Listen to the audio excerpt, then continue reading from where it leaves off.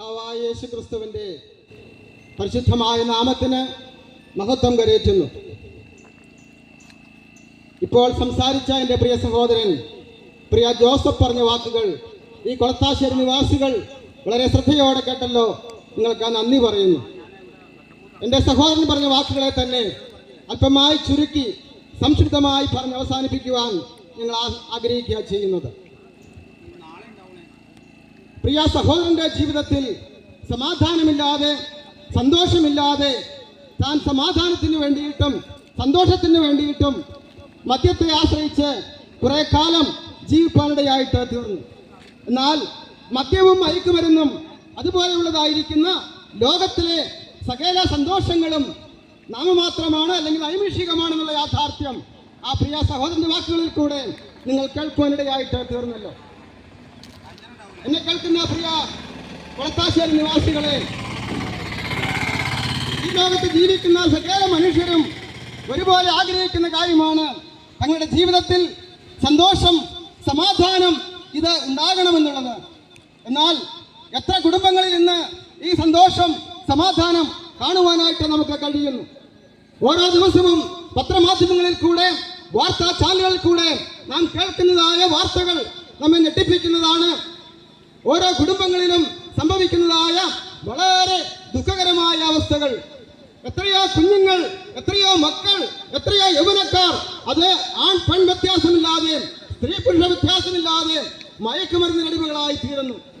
ഒരു കാലത്ത് വിദ്യാഭ്യാസത്തിന് ശേഷം, കോളേജിന് ശേഷം ഒക്കെ പ്രായപൂർത്തിയായതിനു ശേഷം ഈ മദ്യത്തിന്റെയും മയക്കുമരുന്നിന്റെയും പുറകെ പോയിരുന്നുവെങ്കിൽ ഇന്ന് 7ാം ക്ലാസ് 8ാം ക്ലാസ് തുടങ്ങിയുള്ള വിദ്യാർത്ഥികൾ, കൊച്ചുമക്കൾ പോലും ഈ മദ്യത്തിനും മയക്കുമരുന്നിനും അടിമകളായി തീരുന്ന അതിദാരുണമായിരിക്കുന്ന യാഥാർത്ഥ്യങ്ങളാണ് നാം ദിവസം തോറും കേട്ടുകൊണ്ടിരിക്കുന്നത്. എന്താണ് ഇതിനൊരു പരിഹാരം? ചിലർ മദ്യത്തിനും മയക്കുമരുന്നിനും അടിമകളാകുവാനായിട്ടുള്ള കാരണം എന്താണ്?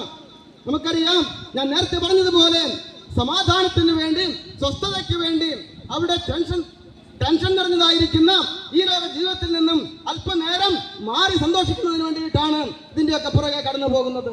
എന്നാൽ മദ്യത്തിനും മയക്കുമരുന്നിനും അതുപോലെയുള്ളതായിരിക്കുന്നതായ ലോകത്തിലെ അതേ സന്തോഷങ്ങൾക്കും സമാധാനങ്ങൾക്കും അതിന് വളരെ ചുരുങ്ങിയ സമയങ്ങൾ മാത്രമേ നമുക്ക് സന്തോഷം തരുവാനായിട്ട് കഴിയത്തുള്ളൂ എന്നുള്ള യാഥാർത്ഥ്യം നമുക്കറിയാം. നൂറുകണക്കിന് ആയിരക്കണക്കിന് രൂപ മുടക്കി ഇതൊക്കെ നാം കഴിക്കുകയും അതിന്റെ പുറകെ പോവുകയും ചെയ്താൽ ഏതാനും മണിക്കൂറുകൾ കഴിയുമ്പോൾ വീണ്ടും പഴയ അവസ്ഥയിൽ, എന്തിനു പറയുന്നു, പഴയതിനേക്കാൾ ശോചനീയമായ അവസ്ഥയിലേക്ക് എത്തുകയാണല്ലോ ചെയ്യുന്നത്.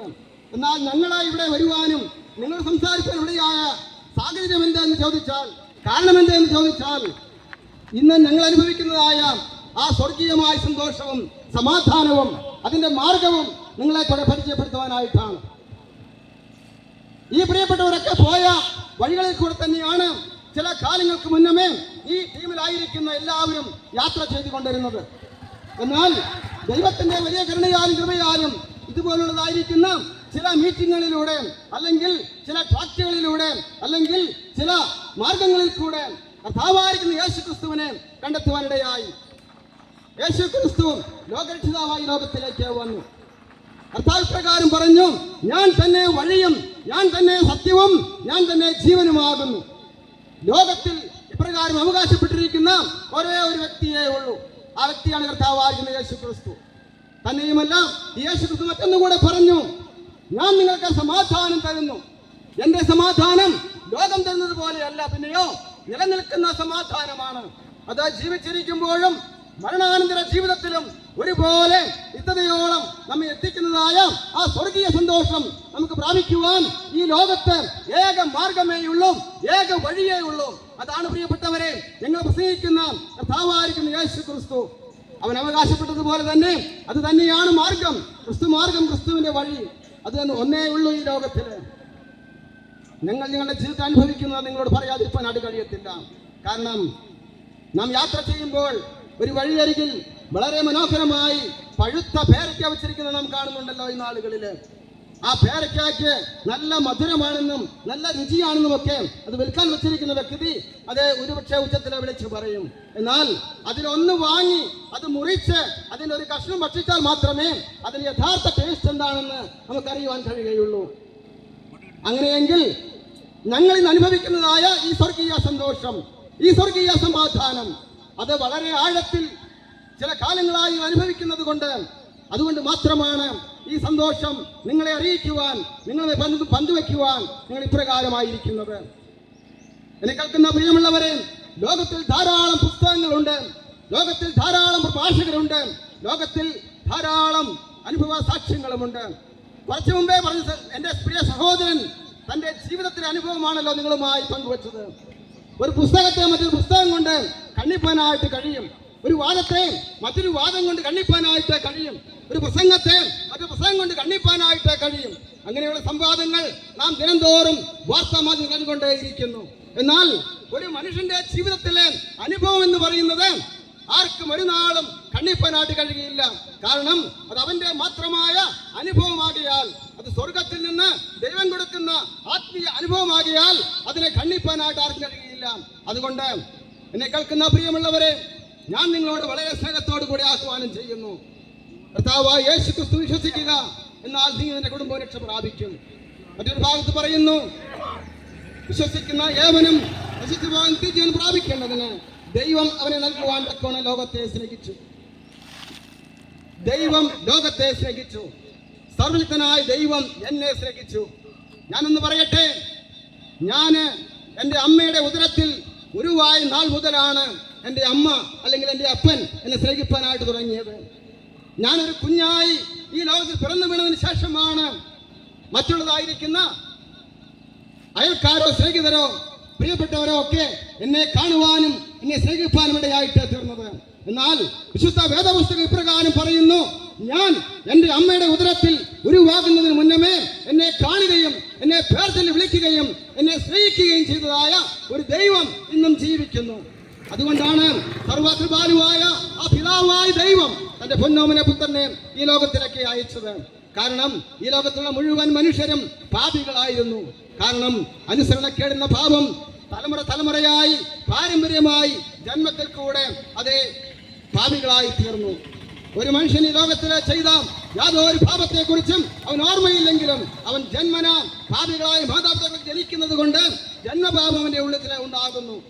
അതുകൊണ്ട് പാപിയായ മനുഷ്യരെ വീണ്ടെടുക്കുവാൻ പാപമില്ലാത്തവന് രക്തം ചൊരിയേണ്ടത് ആവശ്യമായിരുന്നു. എന്തുകൊണ്ടെന്നാൽ വിശുദ്ധ വേദപുസ്തക പ്രകാരം പറയുന്നു, രക്തം ചൊരിഞ്ഞിട്ടല്ലാതെ വിമോചനമില്ല. പാപിയായ മനുഷ്യരെ രക്ഷിപ്പാൻ പാപമില്ലാത്തവൻ യാഗമായി തീർന്നു. കാൽമറിയിൽ കർത്താവായ യേശു ക്രിസ്തു മരിച്ചത് എന്റെയും നിങ്ങളുടെയും പാപത്തിന്റെയും മറുവില കൊടുക്കുവാനായിട്ടാണ്. അങ്ങനെ തന്റെ ചങ്കിലെ ചോര നമുക്ക് വേണ്ടി ഊറ്റി തന്ന് നമ്മെ വീണ്ടെടുത്ത് അതേ വിശ്വസിക്കുന്ന ഏവനും നശിച്ചു പോകാൻ ജീവൻ പ്രാപിപ്പാൻ തക്കവണ്ണം ദൈവം അവനെ നൽകുവാൻ തക്കവണ്ണം ലോകത്തെ സ്നേഹിച്ചു.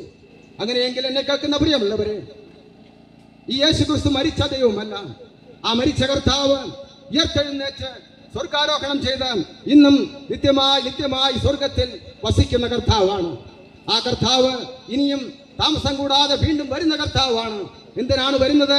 അവൻ ഒരിക്കലായിട്ട് വന്നത് ഈ ലോകത്തിൽ പാപികളെ മാനസാന്തരത്തിലേക്ക് നടത്തുവാനായിട്ടായിരുന്നുവെങ്കിൽ, മാനസാന്തരത്തിന്റെ സുവിശേഷം ഈ ലോകത്തിലുള്ളവരോട് അറിയിപ്പാനായിട്ടാണ് വന്നതെങ്കിൽ, താൻ തന്നെ സുവിശേഷമായി തീരുവാൻ, യാഗമായി തീരുവാനാണ് കടന്നു വന്നതെങ്കിൽ, ഈ രണ്ടാമതായിട്ട് കർത്താവ് വരുന്നത് എന്തിനാണെന്ന് ചോദിച്ചാൽ, തന്നെ വിശ്വസിച്ച് തന്നെ കാത്തിരിക്കുന്ന വിശുദ്ധന്മാരെ, ഈ യേശു കർത്താവ് വിശ്വസിച്ച് വിശുദ്ധന്മാരായി തീർന്ന, വിശുദ്ധ മതികളായി തീർന്ന പ്രിയപ്പെട്ടവരെ തന്റെ അടുക്കൽ സ്വർഗത്തിലേക്ക് ചേർക്കുവാനായിട്ടാണ് ഈ കർത്താവ് വരുന്നത്. അതുകൊണ്ട് എന്നെ കേൾക്കുന്ന പ്രിയപ്പെട്ടവരോട് ഞാൻ വളരെ സ്നേഹത്തോടെ ഓർപ്പിക്കട്ടെ, നിങ്ങളായിരിക്കുന്ന ഇടത്ത്, നിങ്ങൾ നിൽക്കുന്ന നിൽപ്പിൽ, നിങ്ങൾ ഇരിക്കുന്ന ഇടത്ത്, നിങ്ങൾ കിടക്കുന്ന കിടപ്പിൽ ഈ കർത്താവായ യേശു ക്രിസ്തുവിനെ സ്വന്തം കർത്താവുമായി സ്വീകരിക്കുന്നുവെങ്കിൽ അവൻ നിങ്ങളോട് ക്ഷമിച്ച് നിങ്ങളുടെ പാപങ്ങളെ നീക്കി നിങ്ങളെ വിശുദ്ധന്മാരാക്കി തീർക്കുവാൻ, സ്വർഗരാജ്യ അവകാശികളാക്കി തീർക്കുവാൻ മതിയായ കർത്താവാണ്. വചനപ്രകാരം പറയുന്നു, മാനസാന്തരത്തോടു കൂടെ, പാവബോധത്തോടു കൂടെ, ഹൃദയഭാരത്തോടു കൂടെ ആര് തങ്ങളുടെ പാപങ്ങളെ ഏറ്റുപറയുന്നുവോ ആ പാപങ്ങളെ കർത്താവ് ക്ഷമിച്ച് ആഴിയുടെ അഗാധത്തിൽ എന്നേക്കുമായി തള്ളിക്കളയുന്നു. നമുക്കറിയാം, സമാധാനത്തിന് വേണ്ടി, സന്തോഷത്തിന് വേണ്ടി, മോക്ഷത്തിന് വേണ്ടി എത്രയോ പേര് മലകളും കുന്നുകളും കയറി ഇറങ്ങുകയും അത് അമ്പലങ്ങളും പള്ളികളും ക്ഷേത്രങ്ങളും കയറിറങ്ങുകയും ചെയ്യുന്നു.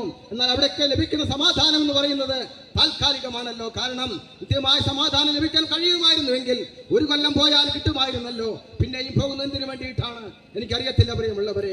എന്നാൽ ഞാൻ നിങ്ങളോട് പറയുന്നു, നിത്യമായ സമാധാനം, നിത്യമായ രക്ഷ, നിത്യമായ വിടുതൽ നൽകുവാൻ കഴിയുന്ന ഈ മാർഗം അത് നിങ്ങൾ വിശ്വസിച്ചാൽ നിങ്ങൾക്ക് ഇന്ന് പകൽക്കാലം രക്ഷയായി തീരും.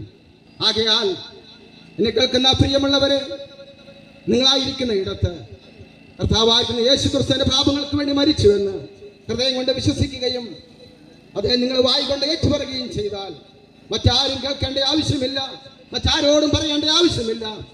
നിങ്ങളായിരിക്കുന്ന ഇടത്ത് നിങ്ങൾ ദൈവത്തോട് പറഞ്ഞാൽ സർവശക്തനായ ദൈവം നിങ്ങളുടെ പാപങ്ങളെ ക്ഷമിക്കുകയും തന്റെ മകനെ വെളുമാക്കി തീർക്കുകയും ചെയ്യും എന്നുള്ള യാഥാർത്ഥ്യം നിങ്ങളെ അറിയിക്കുന്നു. വിശ്വസിപ്പാനും തള്ളിക്കളയുവാനും നിങ്ങൾക്ക് സ്വാതന്ത്ര്യമുണ്ട്. കാരണം ദൈവം മനുഷ്യനെ സൃഷ്ടിച്ചത് യന്ത്രഭാവങ്ങളായിട്ടല്ല, പിന്നെയോ ചിന്തിക്കുവാനും അതേ ബോധമുള്ളവനായി, അതേ ശരിയും തെറ്റും മനസ്സിലാക്കിയിട്ട് ശരിയോ തെറ്റോ സ്വീകരിക്കുവാനും തള്ളിക്കളയുവാനുമുള്ള കഴിവുള്ളവനാണ് ദൈവം സൃഷ്ടിച്ചത്. ആകയാൽ വിശ്വസിക്കുന്നവൻ രക്ഷിക്കപ്പെടും. നിങ്ങൾക്ക് തള്ളിക്കളയുവാൻ വിശ്വസിക്കാനുള്ള സ്വാതന്ത്ര്യമുണ്ട്. ഈ വിശ്വാസം സ്വീകരിക്കുവാൻ, ഈ കർത്താവിനെ ജീവിതത്തിൽ ഏറ്റെടുക്കുവാൻ നിങ്ങളെ ഞാൻ ആഹ്വാനം ചെയ്തുകൊണ്ട് ഞാൻ എൻ്റെ വാക്കുകളെ നിർത്തുന്നു. ദൈവം നമ്മെ എല്ലാവരെയും അനുഗ്രഹിക്കുമാറാകട്ടെ. ആമേൻ.